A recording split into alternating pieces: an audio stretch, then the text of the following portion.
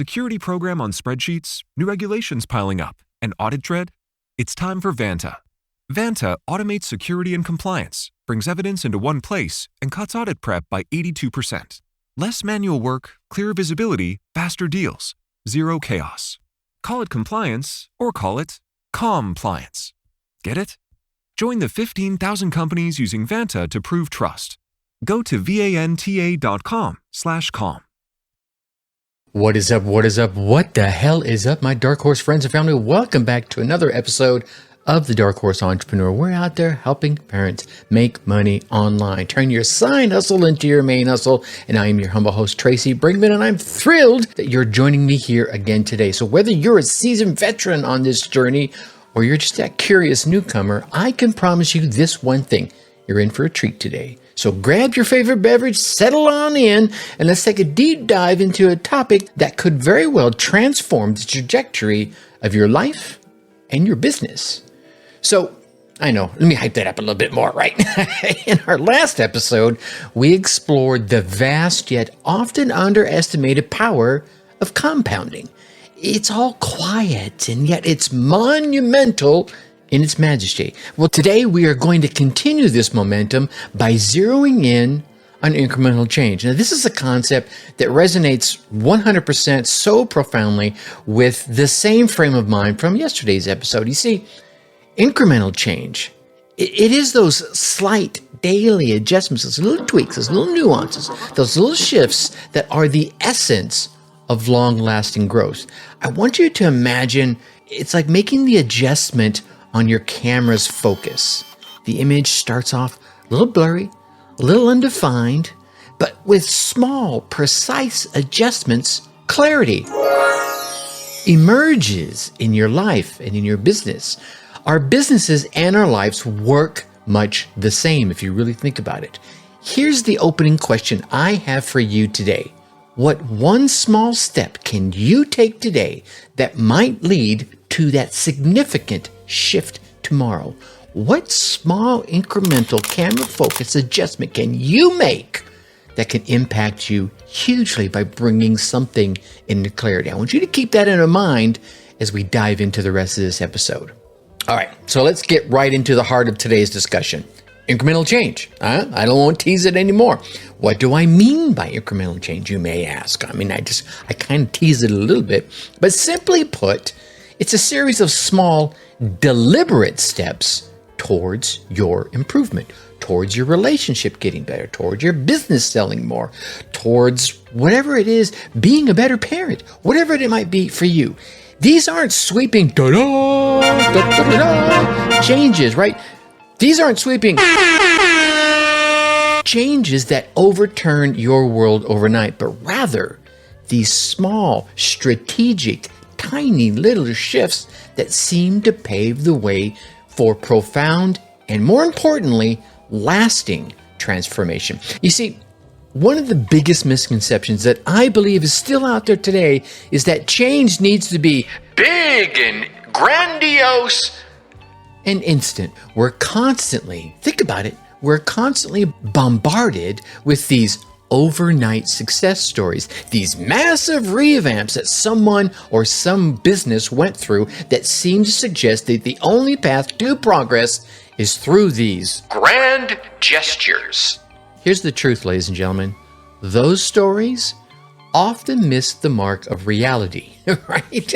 Because there are countless smaller steps and tweaks that led to that final visible step that we all noticed. Oh, wow, that's what caused them to be overnight successes. No, it was everything that led up maybe to that one big moment where they got discovered, whatever discovered is in the instance that you may be thinking about.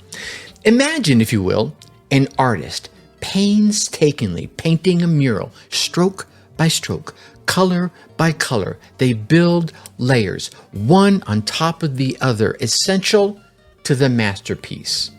Incremental change works the same way. Each small step is a layer, is a color, is a shift, is a brushstroke, building towards a more complete picture. At what point is it a masterpiece? Was it a masterpiece when it was first started? Maybe. Who knows? In business, much as like in life, embracing this philosophy of gradual change comes with profound benefits. First, it reduces risk. Oh, let that one sink in for a moment. When changes are small and iterative, you're able to course correct quickly, so whoosh, really fast. If something doesn't go as planned, you begin to avoid major disruptions.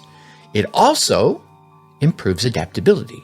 You see, I know you're going to say, well, of course it is. But let me tell you, my friend, the world is dynamic. Your industry evolves. You evolve. Your family evolves. Everything about you evolves. And so must your business. Incremental changes allow your business to shift, to move, to dodge, to weave, and adapt without extensive downtime. And lastly, it fosters a culture of continuous improvement. When you or your family or your team understands that small changes are valued, it encourages an environment of ongoing development, of ongoing learning, of ongoing innovation. Everyone around you that is in your sphere of influence starts getting involved in spotting opportunities for improvement. Oh, wow, I think we could do better here. Oh, have you thought about changing that? Have you thought about doing this? This creates this collective momentum that pushes you and your business and your family and your relationships forward. Yeah, you feel me, right? So, as we explore a little further today, let's shake off all these misconceptions that could be holding us back. Real change, my friend, doesn't need to be flashy to be effective. It needs to be thoughtful, and it needs to be persistent. And in every step, there's an opportunity for greatness. All right, so now that we've kind of embraced the philosophy of incremental change, I think the next logical step is, how do we put it into action, Tracy? Well, I am so glad you asked. Let me tell you. Specifically, I think, how do we identify and how do we prioritize these small improvements that will lead to those big results I'm hungry for, that I need, that I want, that I desire, that I dream of? Well, thankfully, we have a few powerful frameworks and techniques at our disposal that we can use, and let me share some of those with you. Let's start with identifying the areas that we have for improvement. I'm not saying the areas where you suck at. Maybe it is, maybe it's not, but an area that you can improve on. Maybe you're already good and you want to get better. Maybe you're better and you want to get best. Maybe you're best and you want to be great. I don't know, whatever it might be. One classic tool that you can use is the SWOT analysis, SWOT. This framework is going to help you assess the internal strengths and weaknesses, as well as the external opportunities and threats. SWOT, strengths, weaknesses, opportunities, and threats, all that face your business. Ladies and gentlemen, you can also use this for your relationships. Yeah, this fits in everything. So many people don't use it for that, but it's a thought worth considering. The Dark Horse Entrepreneur Podcast. By regularly conducting a SWOT analysis in whatever area of your life you want to focus on, you gain clarity on where small, little nuances you can I'm going to dial this in just a little bit, and I'm going to turn this up really big, right? With all these small, impactful changes might catapult you, right? Just to shoot you straight forward. Next up, the Pareto principle. Some of you have heard this, and for those of you who haven't, it's also known as the 80-20 rule. It suggests that roughly 80% of the effects, positive or negative, are caused by 20% of the causes. Yeah, it means 80% of what you're doing, you don't need to do, because 80% of what you want to accomplish is going to be focused on 20% of what it is you do. Just let that sink in for a moment. For your businesses, this means focusing on 20% of your actions that will yield 80% of your desired results. And what are those results? Well, usually they're sales, acquiring new clients, whatever it might be, coming up with the next new amazing product, whatever it is. So what is the 80% of the actions that you shouldn't be taking? See, by identifying these high impact, or on the other side, those low impact areas, you can focus your efforts on those things that really matter, that really are going to move the needle for you. Stop saying, well, if I just write that next blog article, when you don't even have a product yet. You feel me? Okay. Once you've identified those potential areas for improvement, again, not the areas you suck, just the areas you need to dial up a little bit. The key next is to prioritize them. Here's where the impact and effort matrix can play a little pivotal role. Picture this as a simple grid. On one axis, maybe across the bottom, is impact. On the other axis, maybe going up, is effort. By plotting your changes on this grid, you can easily identify quick wins with low effort. Or you could identify high impact initiatives that can have low effort, right? I used to do this with brainstorming opportunities. We used to sit and do brainstorming initiatives. Okay, here is all the ideas and nobody critique anybody. I just want to hear the ideas. And you wrote them all down. And if you haven't tried this, you should try it because it's amazing. You get 2 or 3 people into a room and effectively tell them, come up with all your ideas. Silly, stupid, crazy, I don't care. Maybe even the impossible ones. Because here's what happens. I say an idea, then you say an idea, and we get through all the obvious ideas, and all the things that we've written up on the board and shared between each other sparks a new idea. An idea that we alone, you alone, or I alone would have never come up with. It's like this third brain begins to form. And then what we would do is we would go through each one of these ideas and say, is this high effort or low effort, right? Maybe even high, medium, or low. You can go 3. And then mark them down. Now, is it going to be high impact, low impact, or medium impact? How about the cost? High cost, medium cost, or low cost? And then you would sort them down and say, show me all the ones that would give me high impact, at low cost, and low effort. You're right? You focus there first. You bang those puppies out. And everything starts going great. And everyone starts going, wow, this is amazing. We're doing amazing things.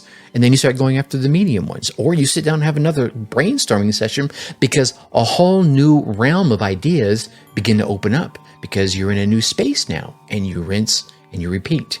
In addition, turning to agile methodologies like this can significantly aid in your pursuit of incremental improvements. Like I said, if you sit down and brainstorm a bunch of ideas and then say, here are the ones we're going to go after, low cost, low effort, high impact, and then you start doing those, you'll see the needle start to move forward. And then you go back and you rinse and repeat, you do it again. These are agile methodologies.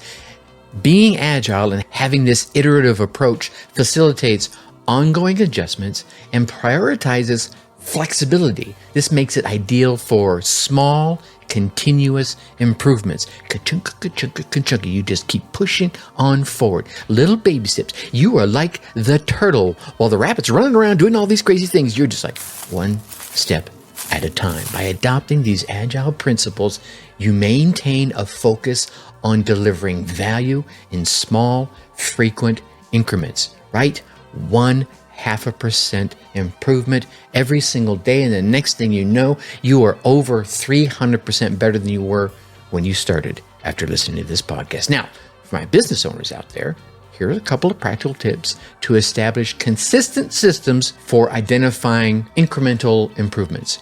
First, schedule regular review sessions, weekly, monthly at least. Weekly might be a little bit too much.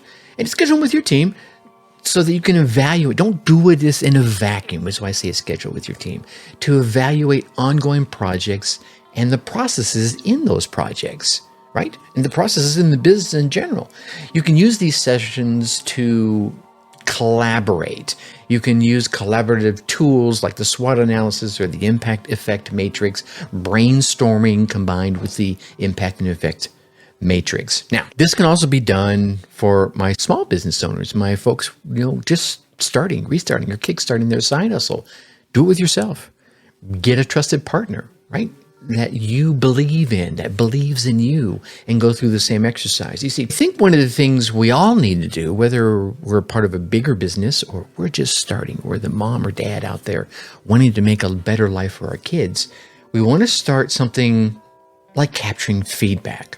You want to make that, I don't care who you are, corporate executive, CEO, CEO, billionaire, or mom just starting with her dream, you want to make capturing feedback a part of your routine from your trusted mate, from your kids, from your customers, from industry peers. All of these feedback insights often highlight areas that are ripe for change that you might be overlooking. You don't want to overlook these things. You might be so focused on what it is you're trying to accomplish that the amazing change is just over here, just out of sight, just to your left. And someone just putting their finger on your chin and turning your head 2 degrees to the left, you're like, wow, I would have never seen that. Yeah. And then I think the last thing we all want to try and do is set aside some time each week. Yeah, this one you want to do each week for what I call a reflection session. This is a dedicated, quiet time where I will sit down and I'll kind of review the systems, the processes, the metrics that are involved. And I'll note where I might need some minor tweaks in order to yield a better impact. It could be a small impact or it could be a substantial impact. Look, if I did 3 recording sessions back to back to back to back, I would save all the setup time that lead into the recording session, right? I'm already pumped up and ready to do recording. Why just do 1? Why not do 3? It'll take me an extra 40 minutes, maybe an hour. However, it's saving me another hour of getting ready, sitting down, setting everything up, doing the lights, checking everything, getting into the podcast zone, as it were, right? Almost, it's a net zero, but it has a substantial positive effect. It's these little practices that keep you responsive, that keep you agile and moving and dodging and weaving in an ever-changing business environment. By consistently using these types of ideas and systems to pinpoint, evaluate, and tackle areas needing improvement, you can launch your business forward. Maybe not in leaps and bounds, but certainly in firm, successful strides. Yeah? All right. Now, my dark horse friends, let's bring this concept of incremental change to life, shall we? By delving into a couple of real life examples so that we can explore how businesses have embraced small, steady improvements to make significant strides forward. Maybe these stories can serve as a testament to you to the power of these gradual changes and show us all that greatness is really built one step at a time, not by some grandiose thing done, discovered overnight. No. These are years spent at the workbench, in the garage, in the testing facility, at the kitchen table, wherever it might be. First up, let's talk about a well-known tech company. Let's call them tech innovators, right? I don't want to put any names out here because some people might come back and say, oh, you're crazy. Fine, I'm crazy. This company was facing a plateau in their primary software product. Despite it being very popular and still very successful, sales had kind of just flatlined. Rather than opting for this large, grandiose, large-scale overhaul, they decided to focus on making small, user-driven updates. The Dark Horse Entrepreneur Podcast. Key phrase here, user-driven updates. This meant creating a feedback loop with those users and closely listening to their needs and their desires. And it was through this process that tech innovators introduced minor enhancements to existing features that were already there. They refined their user interface and occasionally added some new functionalities that directly addressed that user feedback that they got. These changes, though seemingly subtle by themselves, right, led to a vastly improved product experience over time. Not only did it boost their customer satisfaction scores, but it also fostered a brand loyalty that drove continual growth.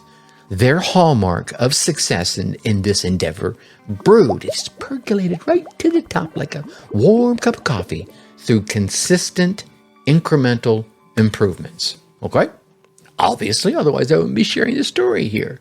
Now, let's pivot over to the world of manufacturing. I've had a pretty diverse background across my 60 plus years on this planet, so I have a few hundred stories at least. But let's go into manufacturing, where systemic enhancements often create waves of efficiency that you don't think of when you first start the change. We're going to call this company Efficient Manufacturing Corp.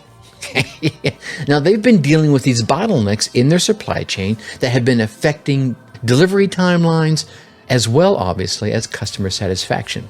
So, once again, much like our Tech Corp, instead of doing this complete system redesign, which is costly and, let's be honest, disruptive, they employed some lean manufacturing principles to optimize their supply chain one little bit at a time. By identifying and eliminating waste step by step, they improved processes, they enhanced cross-departmental communication, and they fostered this culture of continuous improvement. The result? Well, over time, these small enhancements resulted in significant reductions in production time and cost savings at the same time. Bonus, double win. Let's winner chicken dinner here, all while boosting overall productivity. I think the key takeaway I want you to come away from these examples lies in their shared focus on user and process-centered refinement. The end user is the important person here, not you, not your team, not those on the manufacturing floor, your end user. You start there, everything else after that is going to be just icing on the cake. By embracing small changes, both of these companies, yours included, not only mitigated risks associated with sweeping changes and vast overhauls, but they also increased their adaptability and engagement within their teams, as well as from their customers. So, what lessons can you draw from these successes? They're not yours, but you can still draw some lessons from them. What lessons can we all draw from them? Well, let me give you a couple of thoughts I have. First, incremental change fosters a proactive culture. Even if you're just a one-man show, making these incremental changes fosters a proactive culture within yourself. And if you have a team, well, it certainly fosters a proactive culture where continuous feedback and continuous adaptation becomes your ally. Start small, involve your team. Even if that team is just you, go look in the mirror. It's your users. They're part of your team, right? Look at them that way. If it's someone you just is a trusted advisor or your spouse, involve them and commit to reviewing progress regularly. I think number 2, small victories, even little teeny tiny ones, breed momentum. And a series of little wins starts to generate confidence and willingness within yourself and within your team to advocate for further improvements. Yeah, remember, you've heard me say this any number of times for, we're almost on 500 episodes now. We're at 484 and growing. Across at least a couple hundred of them, put your pinky toe out of your comfort zone. You don't have to jump both feet out into the deep end of your uncomfort zone. Just your little pinky toe. Just a little bit. Because those small little victories will breed momentum and your comfort zone grows. This series of wins will generate confidence in your uncomforts, and your comfort zone grows, and a willingness within yourself and your team to advocate for further improvements as your comfort zone grows. This creates a positive reinforcement cycle as your comfort zone grows. And lastly, patience. Ladies and gentlemen, patience is crucial. Significant transformations, they're going to take a little time. Tick, tick, tick another time. And not only is it going to require a little time, it's going to require some consistent dedication to improvement as it gradually unleashes those profound results that we all want, we all desire, we dream of, and we deserve. Proving again, one more time, that sometimes slow and steady, like the turtle I mentioned earlier, slow and steady wins the race. I think these cases illustrate that by focusing on incremental advancements, any organization, no matter how small, tech, manufacturing, large, small, on the kitchen table, in the garage, in the basement, wherever it might be, can achieve marketable results through incremental advances. Little bitty baby steps. So evaluate where you are right now and apply the lessons in your endeavors. And remember, greatness is cultivated one deliberate step at a time. That brings us to our Whisker Wisdom section. This is where we take the insights and turn them into action, helping you steer your parental and your entrepreneurial ship towards some better horizons with incremental and tangible steps. And today, I want to share some hands-on strategies that you can start implementing right away to bring these incremental changes into your day-to-day life, into your day-to-day operations. These aren't just theoretical concepts, ladies and gentlemen. These are actual, real techniques proven to catalyze positive momentum in your life, in your business. First and foremost, let's talk about the morning minute meetings. Set aside a brisk, focused meeting every morning. Let's say 5 minutes, 10 minutes. Here's the thing. It could be with yourself or it could be with your team to exchange ideas and identify areas of opportunity, some trusted advisor. Here's what's going to happen. You may not need 15 minutes, but the fact that you took the time to sit down and say, here's something I saw. Here's a win. You share it and you acknowledge it and you discuss it. Maybe it only takes 4 minutes. Cool, we did it. But sometimes you might need that whole 15 minutes. You have it there. This daily routine becomes fertile ground for fresh perspectives and insights, fostering this environment where small changes are welcomed and small changes are freaking celebrated. Now, next, let's consider leveraging idea boxes. Okay? I don't care whether it's physical or digital, provide your employees, your users, your prospects a platform to anonymously submit improvement suggestions, right? And then regularly review these submissions so that you can get all those actionable insights and recognize the contributors if they sign their name. I know it could be anonymous and sometimes they have to be to get the really good ones, but those that contribute and sign their name to it, recognize them. Say, oh man, this is to my man John Smith out there, one of the longtime users of our product, and he said we needed to do this, and we're doing it. The Dark Horse Entrepreneur Podcast. Often those working directly with the processes have the best ideas. Maybe it's you. Maybe it's the person you have folding or creating or publishing, whatever it is. They may have this one little idea and they're thinking in the back of their mind, you know what, if Tracy would only do this one thing, it would make my job so much easier. Create a space where they can submit that and you can make things easier for everyone involved. Now, in terms of day-to-day operations, implement the start, stop, continue technique. Here's what I mean by this. What you want to do is schedule monthly sessions, maybe part of the monthly sessions we mentioned earlier, where you're going to look at the processes and the practices that you're using within your business. Which ones need to be stopped? As the market changes, as your business changes, as heck, just the world changes, something needs to be stopped. Maybe you created something, I used to do this all the time on LinkedIn, and now it's stopped performing. Well, then why waste the time doing it? Remember I talked about going and look at that 80-20 rule? Which one of those processes are in that 80% of junk you need to be doing anymore? Now, on the other side of that, what needs to be started? Is there something you're not doing that you could start getting huge benefits from? Yeah. And then what needs to be continued, right? You're looking at it. Yep, it's working well. It's getting us the results we want. We need to continue doing it.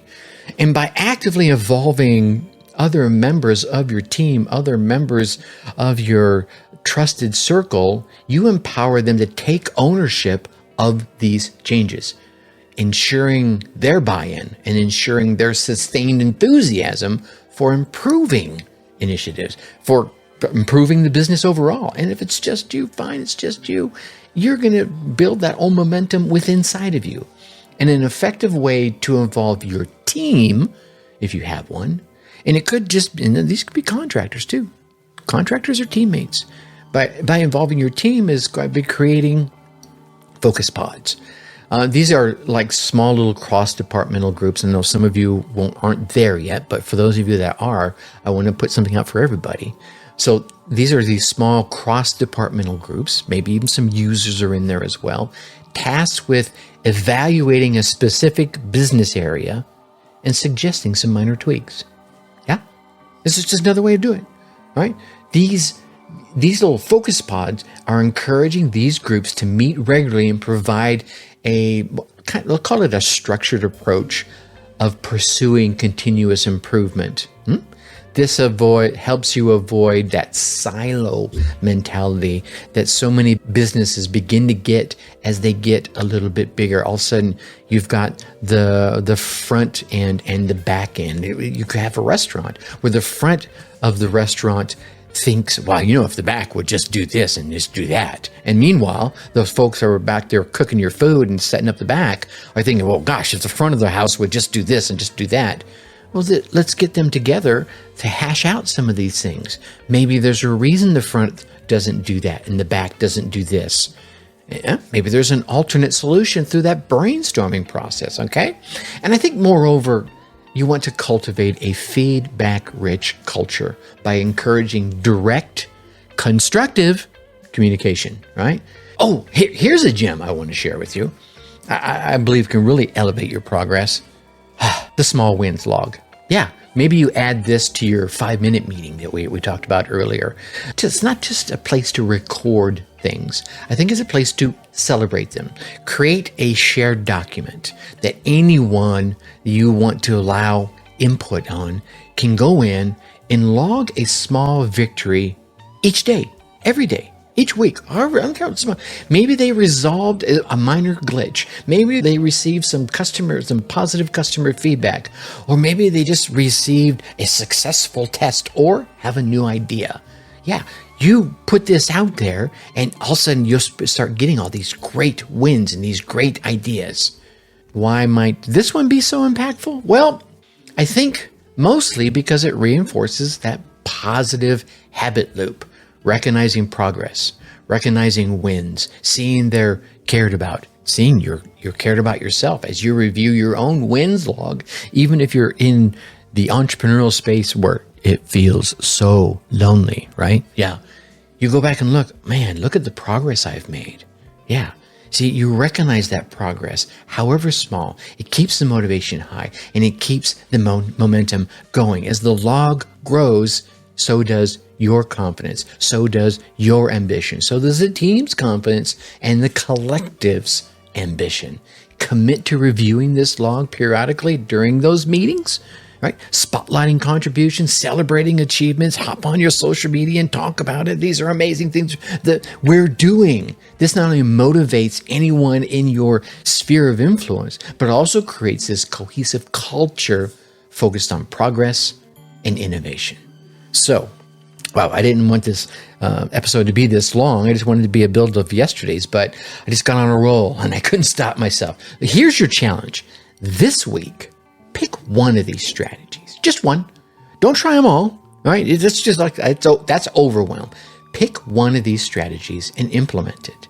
Nurture it and watch as that incremental success becomes the heartbeat of your business. Remember, my Dark Horse friends and family, transformation is not a sudden event. It doesn't just pow, hit you. It's a gentle evolution, one small step at a time. Even your puppy takes a year or two to grow to full size. Why should your business grow overnight? Okay? Now, as we wrap up our journey through the art of incremental change today, it's clear that mastering this principle is a powerful tactic for sustainable long-term business success, for sustainable long-term relationship success as a spouse, as a parent, as a business owner. The stories we shared and the strategy we've explored all point to, I think, personally, one conclusion. Significant achievements arise from consistent, deliberate efforts. The grandeur of transformation is born not from sudden leaps, but from small, purposeful strides forward. So I challenge you, take this week to choose one area of your life, one area of your business. Perhaps it's customer service. Perhaps it's product development. Maybe it's team efficiency if you're lucky enough to have a team. Whatever it might be, apply the principles of incremental change. Let each small win propel you towards the brighter horizons that you dream, desire, and deserve. And here's an extra exciting opportunity to deepen your journey. I'd like to personally invite you to sign up for the brand new Dark Horse Marketing Newsletter. It's tailored to deliver the latest tips, the latest ideas, and the latest strategies directly into your inbox. It's going to be focused on transforming your side hustle into your main hustle. So whether you're just starting, restarting, or looking to kickstart your parental entrepreneurial dreams, this newsletter, my friends, will be your ally. And here's the cool thing. You can get your first free copy. Head on over to darkhorseschooling.com/newsletter and join a community that is passionate about driving real sustainable change. Your stories and your experiences, I think, shape our community. So let's keep the conversation going. Engage with us by sharing your incremental change stories and incremental change experiences on social media, and go ahead and tag us, hashtag Dark Horse Entrepreneur, or at, whatever platform you're on. I'm on all of them. And let's celebrate each of the small victories we have together and inspire others along the way. Remember, my friends, every story of progress, big or small, has the potential to ignite change in someone else. Wow. Sorry, like I said, didn't mean to go this long, but here we are. I want to thank you for being part of the Dark Horse family, for hanging out with us 40-some minutes into this. Your commitment to growth and continuous improvement energizes every single episode we create. As you step into the week, carry with you this powerful reminder. Success isn't a single destination. No. I think success is a journey marked by the footsteps of every deliberate action that you take.